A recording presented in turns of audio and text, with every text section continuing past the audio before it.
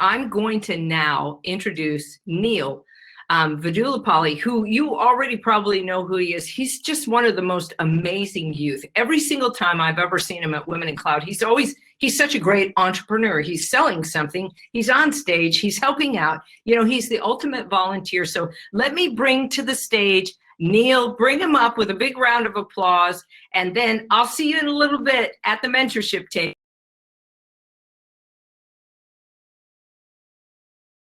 Sorry, my mic was off. That was on me. Okay, I would like to bring up Jackie O'Hara, Avery Elder, and Emma Cullen to be on the stage.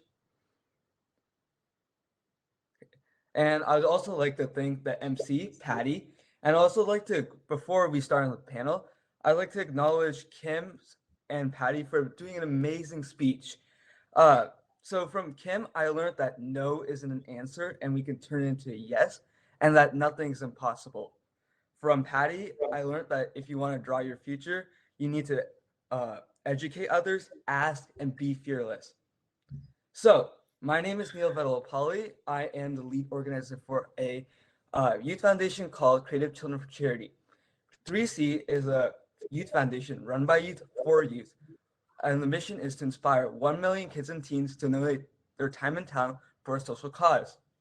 To date, 3C has donated over 11,000 volunteer hours, worked with over 6,500 youth, and supported 17 nonprofits in the community. 3C creates 3 types of opportunities for kids. The first one is technology programs such as STEAM 3D, which allows kids to develop new skills in 3D printing.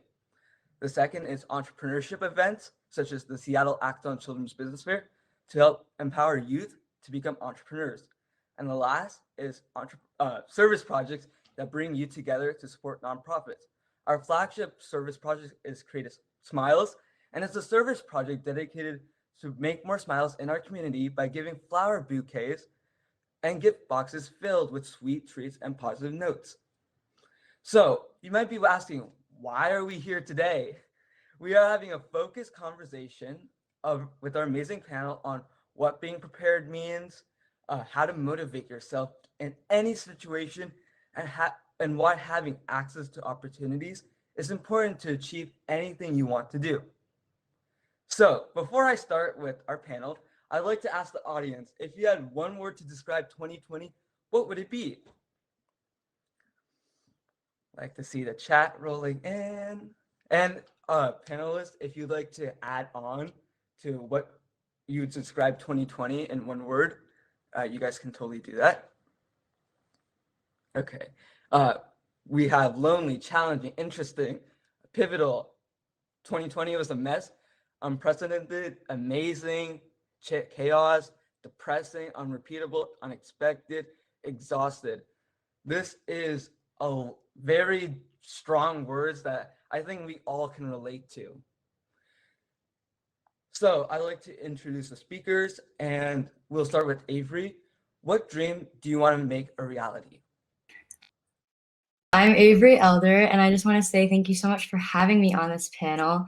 And so something that I think is like one of my main dreams right now. So I was really fortunate to grow up in a house where both of my parents were kind of in the business world. So I was exposed to all of that, and I found my passions kind of early in life. And I'm really thankful for that. And I think one of kind of my biggest dreams right now is to help other people find those things, especially like youth, because we have so much going for us right now. And the world is at our fingertips, especially with everything being online and how connected we all can be. And so I guess my dream would be to create access for other people my age, especially girls. I really liked what you said about how to empower girls. And Emma, what would you, what dream would you like to make a reality?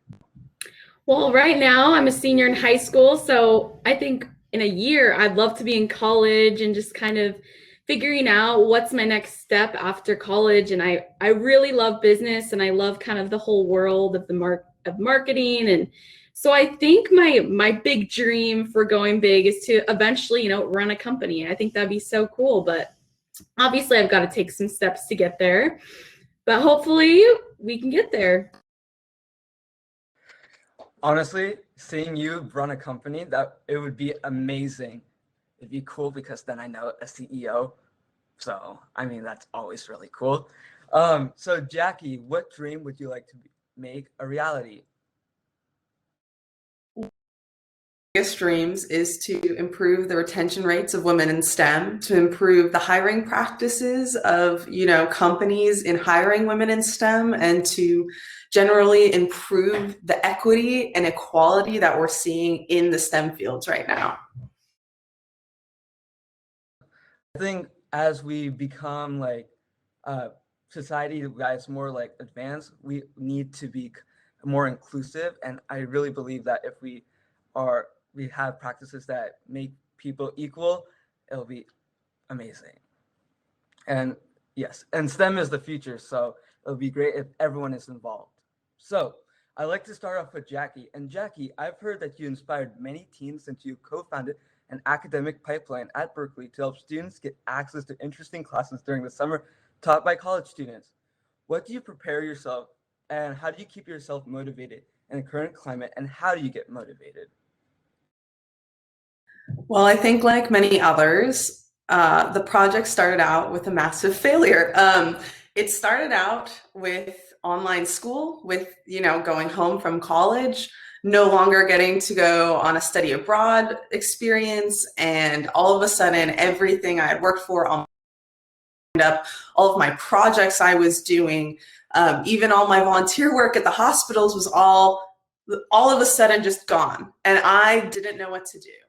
And I was, in this place where, do I wait? Do I wait for someone else to fix this problem? Do I wait until this pandemic is gone? And I didn't want to wait. I refuse. And I hope, the one thing we get out of this panel is, we cannot wait for things to pass. We have to actively engage and find new avenues to continue to progress and work towards what we want to see in the world. And one of the things that I noticed was super significant about the pandemic when it first started in March was many public schools and many schools in general were struggling to find ways to equitably transition to a safe learning environment. And, especially public schools that may not have as many summer programs were having trouble finding ways to keep students engaged during the summertime, because summertime is one of the greatest periods of learning loss in all students, from elementary school up through college. And that's because they're not actively learning or using their brains. And this is actually exaggerated, especially in the pandemic when you can't see friends and, grow those communications and other relationship skills. That you can't go to museums or other summer programs like camps and things like that to help build, your mind throughout the entire summer. And so we didn't want students to have a significant deficit in their learning, because at the time we really did believe that this pandemic would be kind of over in the summer or by the end of the summer.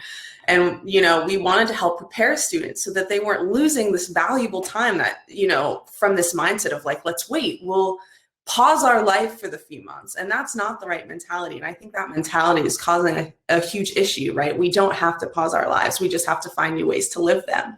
And so what we did was we found college students from all across the country and in some cases the world, and we built different class modules for students to opt in throughout the summer, whether that's yoga and meditation, whether that is one of my classes on molecular cell biology.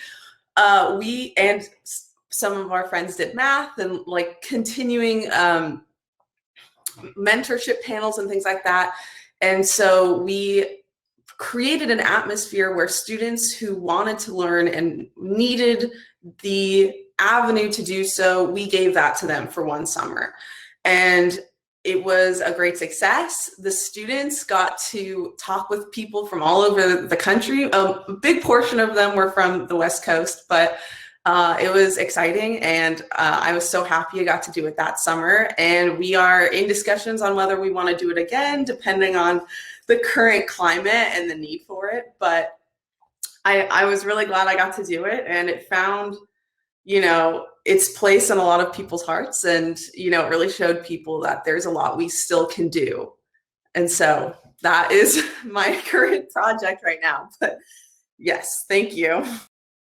I loved hearing like we can still do a lot, and I loved hearing that even though we're in this pandemic, it was a success to teach kids like new skills. And as a student, when summer comes around, I throw my computer somewhere and just hang out with friends, don't care about schoolwork. And I really love to hear that you still empowered students to be their best and help them like learn new skills, even though we're so isolated and lonely. And this like leads me into Avery. Nowadays, being motivated is hard since we miss our friends and life isn't normal at all. As a high school student, how do you keep yourself motivated, and how do you go about doing that? So I'm a junior in high school, which is kind of inevitably your hardest year. And it has been, especially going through it full remote, online, with none of that kind of in-person stuff that really helps you get through the school aspect of school, right? And so something I kind of learned about myself that I didn't really know before is that I'm actually a lot more organized being at home and being online, which I was not expecting for myself. And I don't really mind the way that school has been for me. I like that I have breaks in the middle of the day. I can go shower in between classes. I can run out to Starbucks, but I feel like I'm able to kind of manage myself better because I'm not really wasting time the way I used to be wasting time. And I think that's something that's kept me motivated because so many of my friends and the people around me are so unmotivated, and they're talking about how like they have no drive anymore. They miss all the stuff that used to happen during the school year, right? But as Jackie was saying, like we can't wait for those things to come back. Like we have to find new ways to fill our time now and new things to do. And so I think that's something that I've really been thinking about instead of just right now as my future. And I know that getting through school, getting the grades I want, doing the extracurriculars I want to do that are helping me is just bringing me one step closer to where I want to be in the future. Especially college is kind of like the main thing on my mind right now. And so I think I've basically been staying super motivated because I know this is just one more step to get me to where I want to be. I loved how hearing like this is just one more step to being where you want to be, and that's what keeps you motivated. And like where I live, like school also has like breaks in between, and personally that is like really helpful because I could just sit around, don't have to worry about school for like 5 minutes instead of like rushing to the next class, because even though it's like across the school. So Emma, you're a leader in your area. How do you keep yourself motivated, and how do you keep others motivated to keep doing what they want to do? Well, it's definitely a lot different from when we were in person. And I think this time has really given people perspective on who are really strong leaders, because you need a lot of self-motivation during this time.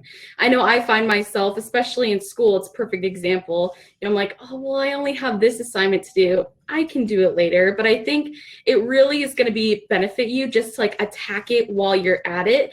And that's, I think, is one of the biggest things that you can do for yourself is while it's on your mind, just to do it, because it's really hard to channel going from place to place in your house for different things, like, oh, now my room is school, well, I also sleep there. So it's really hard to kind of find those breaks in your day, so you constantly feel like you're running on and you keep going. And that's kind of what links to like Zoom fatigue. So I think it's like trying to just do what you want to get done in one place. I think it's so important to do, because then you can give yourself a break and recharge.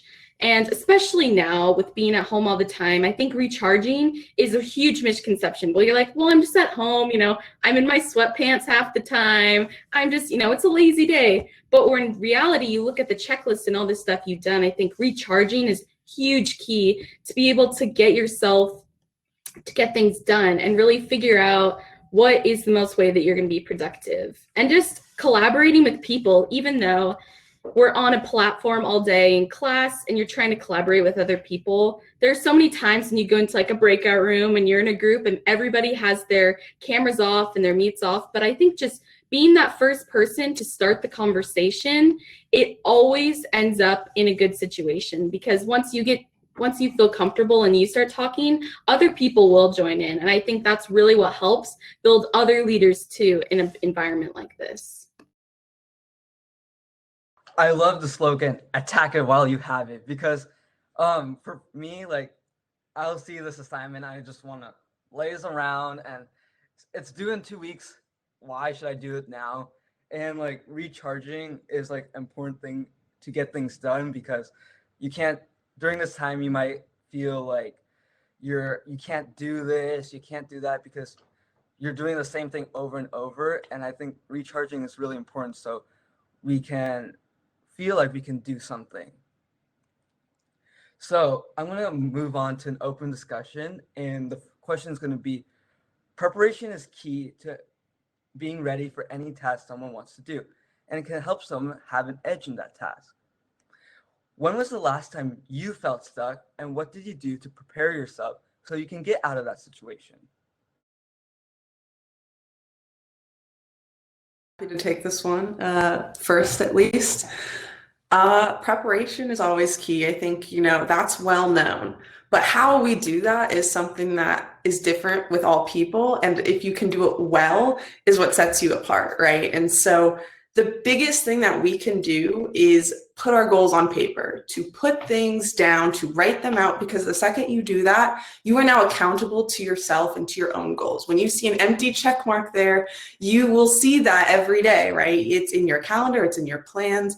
I have like my own planner that I love checking, because there is nothing more gratifying than being able to check something off and say, I did something today, I did something this week.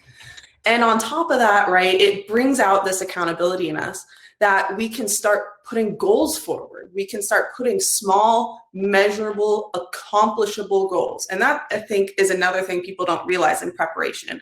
People think, I have a big goal. I have a goal to, make all women in STEM, have a place in the, have a job, right? And that is a massive goal. And how do we get there? Because when we have these big goals, we feel like we can't reach them. And so what we do is we make measurable steps towards that goal, because that is how we get through it and push through and be persistent. When we make two big goals, massive goals, we don't feel like we can take chunks out of that goal. It becomes daunting and hard. So we have to break things down sometimes. And that is probably one of the best things I've learned so far is, so for example, just to bring this, to a more understandable place, when there's a large assignment you have to do, there's several things you have to do before papers there, right? You have to do the research. So setting time up to read 5 research articles or 5 papers or other things. Setting up the time to meet with a professor or a teacher to learn more about the project, to discuss your ideas, to be collaborative with your peers. Having the time to write out a paragraph once a day, twice a day, however long your time has, right? Finding these little ways to make progress towards your goal is so, so important. I think, sorry. I was just going to go on what Jackie said. I really love the idea, because I think you really can't get anything done if you just, if you have this idea in your head, like, oh, maybe I'll do this. But if you write it down, like, your goals of accomplishment are so much better. And you also just feel so much better about yourself, because it's something that you wrote down. It's something that you were able to check off. And then you have a better self-confidence going in. And also, if something gets thrown in or some things get changed, especially like COVID, when things like that happen, but you already have a plan, you're able to react a lot faster and a lot more organized. And so you're just like, the success is endless, and you can just do what you really enjoy and just get that's like self-love to yourself. Like, I start all of my days by writing down like what I know I need to do. And though that might change from day to day based on school and stuff after school and assignments, I'm starting a routine that I'm kind of building for myself. And I think something that's kind of kept me grounded through everything that's happened is having a routine of what I know I'm doing, because that's one form of control I can have in my life when there's so many other areas we're not having control over right now. And so I think it's really important to kind of set aside, like, what do I need to get done today, and know what you're going to do, because you're managing your time well. And then if you get everything done, I mean, it feels so good when you get everything done, but then also you're going to have that free time later to do other things that maybe like yoga, meditation. Like, I've been recharging my brain through meditation a lot whenever I find little time between classes, or I set aside time because I've already set up my day. And it's so nice because it's just like a little refresh for your brain, and you can just keep going after. I loved hearing from Jackie, like, if you break it down, you can achieve something. And like, I had an essay like a while ago, and it was like a big essay. I'm like, how am I supposed to achieve this? Like, do this? Breaking it down is like really helpful because it makes it more manageable, and like you can make measurable steps to a goal, which the goal was in the essay. It also makes you more accountable. Like, if I have like a checklist and you can check it off, and it makes you like feel better too. Even though like Avery said, like, even though everything's constantly changing, a routine is still like something that is you can always like have control over. And I think that's like really, really, really helpful, because everything feels like you don't have control over it, because some things might change here, some things might change there. And yeah, so I'm going to move on to the last question of the panel. So in this world, having access to opportunities is key to cultivate our skills so we can contribute to society. What does access mean to you, and how do you go creating access for you and others? Start us off if you want, or Emma, you can go. But Go for so it. I was kind of I was thinking about this the other day, and I was like really, what does access mean to me? It's something that Women in Cloud especially is talking a lot, creating access. And I kind of saw it, at least in my life, in two different ways: access that you build yourself and you initiate yourself, and access that you get through other people. And so personally, I have been given access, luckily, through my mother, who's actually here today watching. So hi, Mom. But so like, I've been given access through her, which I'm so grateful for. And I've built a lot of my own network because of the people that I was able to meet through her. And I'm taking that and I'm giving access to people who have no idea like anything about the kind of IT business world. So I'm a part of a Women in STEM group in my area, and I'm a leader of outreach for the group. And so basically I'm in charge of setting up events and meetings with these women who come and talk and tell us about their lives as a woman in STEM and their jobs and how they got there. And so we had an event the other day, and I had one lady from Microsoft come, and then this other lady who's a dental hygienist. Obviously completely different ends of the STEM spectrum, but it was just so nice to hear about all the different ways and paths they took in life, and they ended up being in places that they love, and it's so inspiring.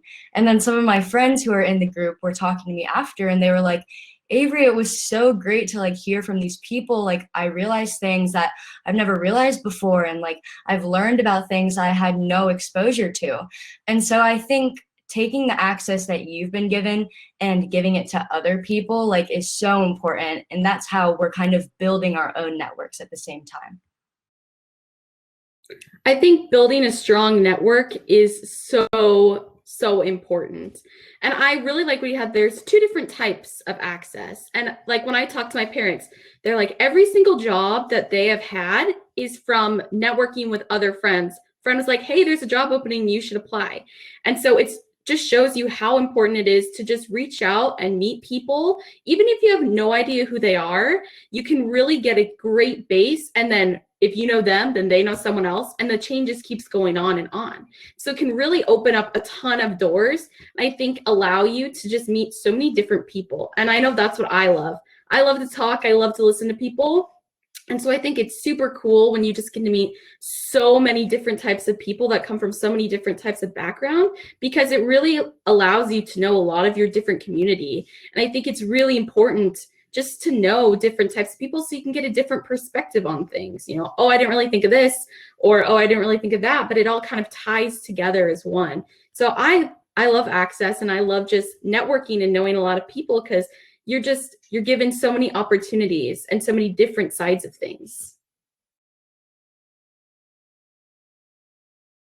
Exactly what they said. When I hear access, you know, there are two types of access. There is access to networking and community, and then there's also access to the fundamentals that make you successful, right? Do you have internet right now? Is it strong and reliable? I know even in this panel, there was someone who had internet connectivity issues, right? It's access to resources and, you know, education that has the same access to. It's access to public institutions that we have that haven't been designed for everyone, not women and not people of color and other underrepresented groups and populations in this country. And so we, as people who do have access to a lot of these things, have, you know, a responsibility to continuously make note and make revisions to problematic issues with this inequity of access. And on the other side, right, with our networking, we are 6 people away from meeting anyone else in the world. That's how we found it to be true through all of these different researches, is if you connections 6 people deep, you could probably find just about anyone. This world that we're in, this, you know, virtual world, is not ending anytime soon. We are just finding ways to integrate the two, right? And so how we use these things, how we use the power of connectivity and access that we have right now is so, so vital to what future we're going to be able to build. And that of how we build our networks, how we reach out to people, even if we don't necessarily feel like maybe we're worthy of that connection, right? You know, how do you press a button and say, like, please connect with me, I am worth connecting to?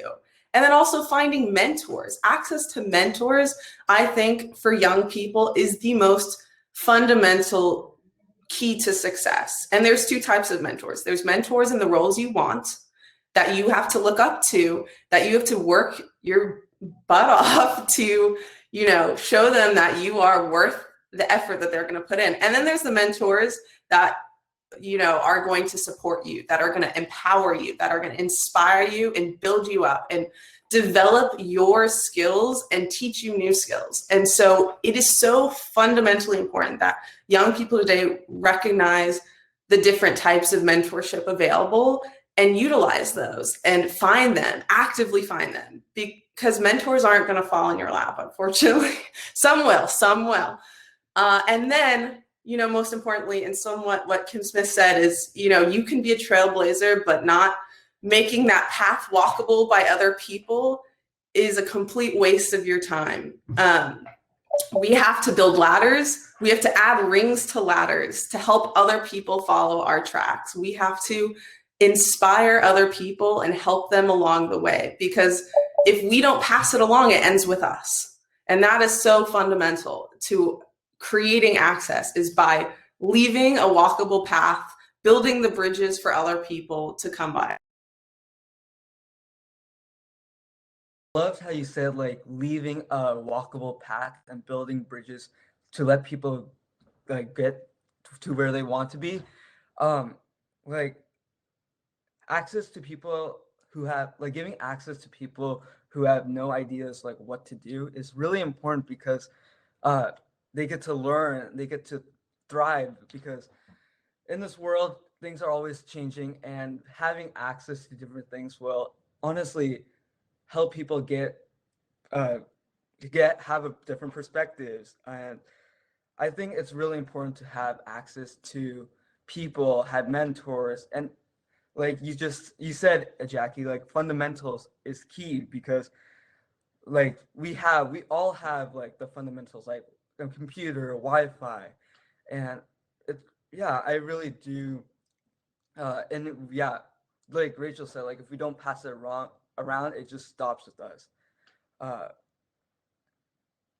and so I'd like to open up the Q&A section of the that people have been asking. So Karen has asked, like, what is one thing someone did for you that had made a difference for all of you?